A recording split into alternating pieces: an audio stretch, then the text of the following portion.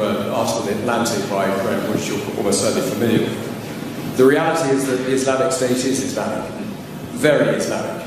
Yes, it has attracted psychopaths and adventure seekers drawn largely from the disaffected populations of the Middle East and Europe, but the religion preached by its most ardent followers derives from coherent and even learned interpretations of Islam. And the article obviously goes on to advise us to base our strategy on countering Daesh with that understanding at its heart, and I invite you to comment on that. Every religion has perverts and psychopaths who try to hijack it. ISIS is as much Islamic as the KKK is Christian. Don't they have a cross?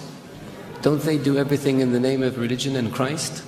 Don't they believe that Christ compels them to lynch and kill people of African descent? Can one really say that the KKK is a Christian organization? There are other groups that one can point to. There are other massacres that were committed in the name of keeping certain countries or regions clear of non-Christians. There are people like this also in the Jewish faith that have nothing to do with Judaism. There are people like this in the Hindu faith that have nothing to do with Hinduism. For anyone to argue that Daesh is Islamic is preposterous. In the Islamic faith, the Quran reveals that you have your faith and I have my faith. And you're free to practice your faith and I'm free to practice mine. What greater sign of tolerance and acceptance do you have than this? In the Islamic faith it says, he who kills an innocent soul is as if he has killed all of humanity.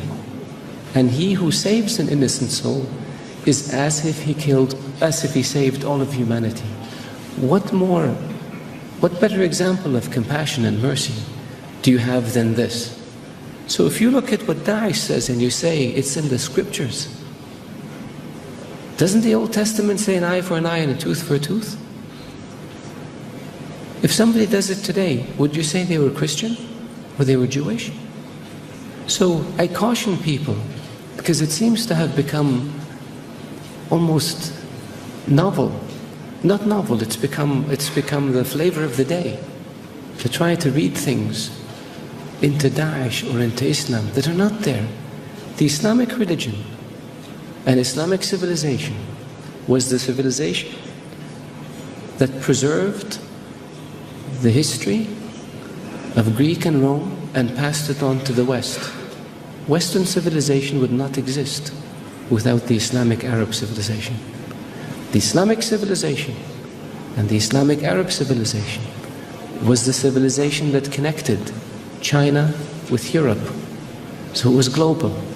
The point I made early on about being an intermediate civilization, this is what I mean. So if Islam was intolerant and Daesh represented Islam, would Islam have preserved Aristotle and Socrates and passed it on to the West?